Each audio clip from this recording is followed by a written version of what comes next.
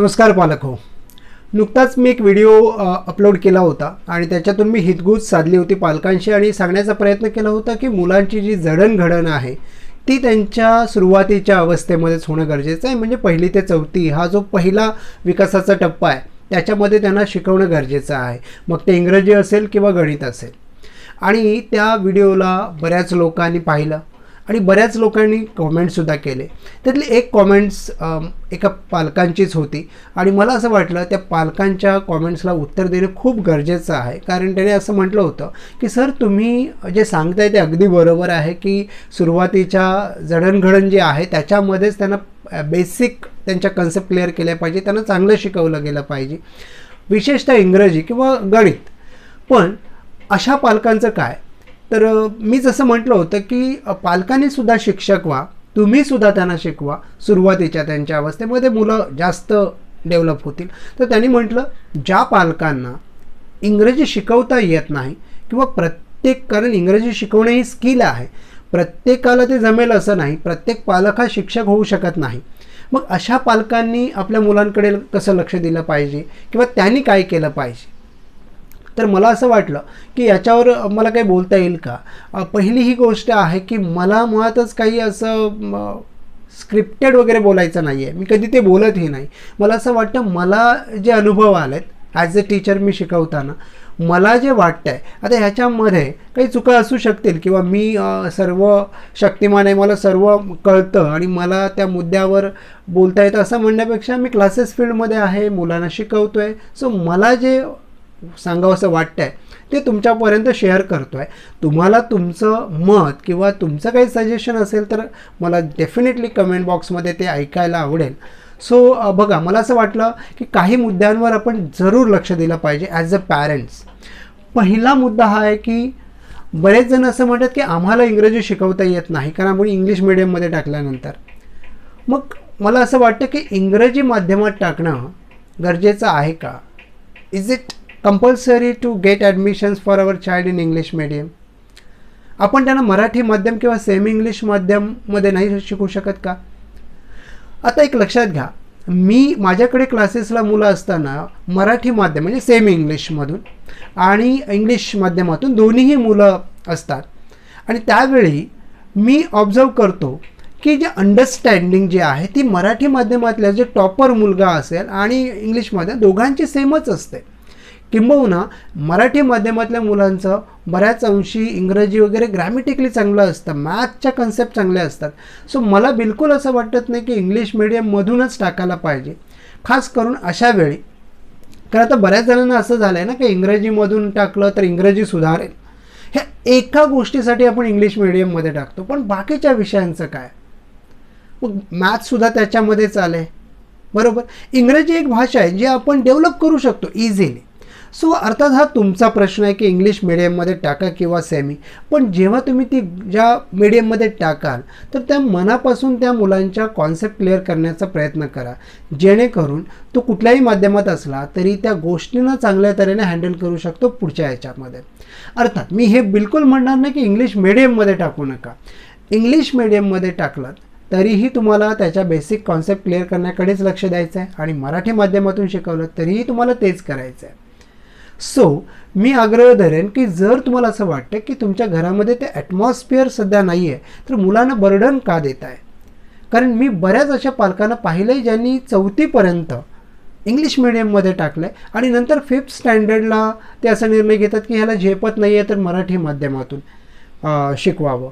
तुम्ही खूप मोठी चूक करताय. कारण जेव्हा तुम्ही माध्यम बदलताय तेव्हा फक्त शाळा बदलत नाही, माध्यम बदलत नाही, तर मुलांची जी जडणघडण आहे इंग्रजीमधून ती थोडीफार का होईना झालेली असते, ते कम्प्लिटली तुम्ही ब्रेक करताय आणि वेगळ्या ट्रॅकमध्ये त्याला घेऊन जाताय. तुम्ही तो शिकलाय त्याला पुन्हा तुम्ही पहिलीपासून शिकवण्याचा प्रयत्न करताय. सो निर्णय सुरुवातीलाच घ्या. जेव्हा तुम्ही सुरुवातीच्या 1ली 2रीला असतानाच तुम्हाला हा निर्णय घेता येईल, जेणेकरून मग इंग्रजी थोडंसं मराठी माध्यमातून असेल तर थोडंसं इझी असतं, इंग्लिश मिडियमला गेल्यानंतर थोडंसं ते कठीण होऊ शकतं. सो हा अर्थात तुमचा प्रश्न आहे. पण मला असं वाटतं ना की इंग्लिश कठीण जाते असं जर वाटत असेल तर ऑफकोर्स शिक्षक हा खूप महत्त्वाचा आहे. जसं तुम्ही कोणीतरी कमेंट्स केली होती ना, एक कमेंट्स त्याच व्हिडिओला आली होती की शिक्षक जे आहेत हे यांचा फक्त शिक्षणाने फक्त शिक्षकांना पगार मिळतो, 1 लाख पगार मिळतो आहे त्यांना, आणि त्यांचा फक्त त्यांच्याकडे इकॉनॉमिकल कंडिशन्स वाढते, शिक्षणाने वाटोळा केला आहे सगळ्यांचा.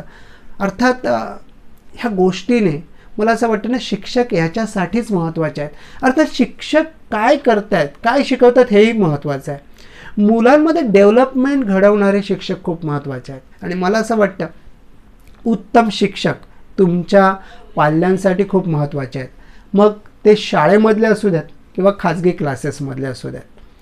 सो जेव्हा तुम्ही खाजगी क्लासमध्ये एखादा क्लास जर लावत असाल किंवा शाळा निवडत असाल, तर तिथले शिक्षक कसे आहेत, ते चांगलं त्यांच्याकडे लक्ष देत आहेत का, खास करून त्यांच्या कॉन्सेप्ट क्लिअर करण्याकडे भर आहे का, का फक्त पुस्तकी शिकवत आहेत. हे तुम्हालाही जाणवतं की आपल्या मुलांचं रीडिंग इम्प्रूव्ह होत आहे का, आमच्या मुलांचं इंग्रजीच्या कॉन्सेप्ट क्लिअर होतात का, मॅथ्सच्या होत आहेत का. सो हे तुम्ही ॲज अ पॅरेंट्स जरूर या गोष्टीकडे लक्ष देणं गरजेचं आहे असं मला वाटतं.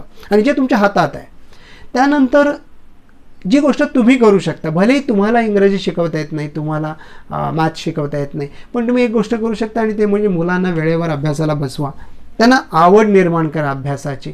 कारण एक आहे की मुलं अभ्यासाला बसत नाही, कंटाळा करतात, त्यामुळे त्या गोष्टीची आवड जी आहे ती निघून जाते.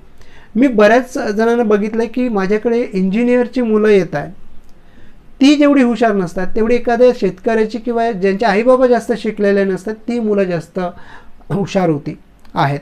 त्याचं कारण हेच आहे की मुलं जेव्हा शाळेमध्ये जातात तेव्हा ते इंजिनियर किंवा शेतकरी हा स्टॅम्प लावून जात नाही, ती मुलंच असतात, आणि शिक्षकांकडनं ते तेवढेच घेतात जो एखादा इंजिनियरचा मुलगा जे घेईल तोच एखाद्या शेतकऱ्याचा मुलगा तीच गोष्ट घेत असतं. मग त्या गोष्टीचं रिव्हिजन, घरामध्ये तुमचं वातावरण कसं आहे, तुम्ही अभ्यासाला पोषक अशी ती गोष्ट निर्माण करताय का, तर मला वाटतं तेही होणं गरजेचं आहे, जे पालकांच्या हातामध्ये आहे. त्याच्यानंतर सगळ्यात महत्त्वाचं, आपण बरेच जणांना मार्कांमध्ये अडकलो आहे. आपण हे बघत नाही की त्यांची जी गुणात्मक प्रगती आहे, मी गुणात्मक म्हणतोय म्हणजे हे की तुम्ही फक्त मार्कांमध्ये बघितलं की माझ्या मुलाने 70% काढले, आपल्याला फक्त एवढंच वाटतं की 70% म्हणजे हुशार, 60% म्हणजे कमी. हे जे काही चाललं आहे, मी स्वतः ह्या गोष्टीच्या कम्प्लिटली अगेन्स्ट आहे. जे फक्त रिपोर्ट कार्डवर दिसतं ते मला वाटत नाही की हे सर्वस्वी योग्य आहे. कारण शाळांमध्ये बऱ्याच वेळा परीक्षांमध्ये काय होते सगळ्यांना माहिती आहे, एक्झाम हॉलमध्ये काय होते सगळ्यांना माहिती आहे, मी सांगायची गरज नाही आहे. जेव्हा प्रत्यक्ष ॲज अ टीचर म्हणून मी मुलांना शिकवतो, एखाद्या मुलाला इंग्रजीमध्ये 20 पैकी 18 मार्क्स मिळालेले असतात फर्स्ट युनिट टेस्टला. ज्या मुलाला माझ्या एक्झाममध्ये जेव्हा मी परीक्षा घेतो तिथे त्याला 3 आणि 4 मार्क्स काढता येत नाही, तो मुलगा परीक्षेमध्ये चांगले मार्क्स काढतो. आणि जे हुशार मुलगा असता तो इथेही माझ्या इथे 13-14 काढेल तर तिथेही 13-14-15 होतील. सो हा जो फरक आहे, त्यामुळे रिपोर्ट कार्ड प्रत्येक वेळी तुम्हाला राईट गोष्ट सांगेल असं मला वाटत नाही. सो प्रत्येक वेळी रिपोर्ट कार्ड बघून मुलांचं प्रगती बघण्यापेक्षा इंग्रजी त्यांची डेव्हलप होते का, गणित त्यांचं डेव्हलप होतं आहे का, सायन्समध्ये त्यांना आवड निर्माण होते का, हिस्ट्री जिओग्राफी ते पाठांतर करतायत का, त्या कन्सेप्ट त्यांच्या क्लिअर होत आहेत का. मुळातच पाठांतर हा शब्द आहे ना, मला स्वतःला इंडिव्हिज्युअली आवडत नाही की पाठांतर असं म्हणत आहे. तुमच्यातले अनेक जण कदाचित माझ्या मताशी सहमत नसतील, पण तरीसुद्धा मला पर्सनली वाटतं की पाठांतर करून परीक्षेमध्ये जे मार्क्स मिळतात हे मुलांची बौद्धिक क्षमता वाढवणारे नसतात असं माझं प्रांजळ मत आहे. अर्थात तुमचं काय मत आहे ते सुद्धा मला कमेंट बॉक्समध्ये ऐकायला आवडेल. आणि हो, आय होप मी एक प्रयत्न केला आहे छोटासा तुम्हाला सांगण्याचा की आईबाबा जरी शिकलेले नसतील आणि आईबाबाला जरी शिकवता आलं नसेल तरीसुद्धा तुम्ही अशा पद्धतीने मुलांची आवड निर्माण करू शकता. आणि येस, तुम्हाला जर चांगले शिक्षक तुमच्या आजूबाजूला भेटले नाही तर येस, आपल्या ऑनलाईन क्लासेस आहेत, तुम्ही माझ्यावर विश्वास ठेवून ऑनलाईन क्लासेसमध्ये ॲडमिशन जरूर घेऊ शकता, जिथे तुमचं अर्थात मी रीडिंग, रायटिंग, स्पीकिंग, मी कुठलेही अकॅडमिक क्लास घेत नाही, म्हणजे वर्षभर एखाद्या मुलाचं पुस्तकी शिकवत नाही. मी फक्त प्रॉब्लेम सॉर्ट आऊट करायचा प्रयत्न करतो. तुमच्या मुलाचा प्रॉब्लेम काय ते सांगा आणि तो प्रॉब्लेम सॉल्व करायचा मी प्रयत्न करतो आहे. धन्यवाद.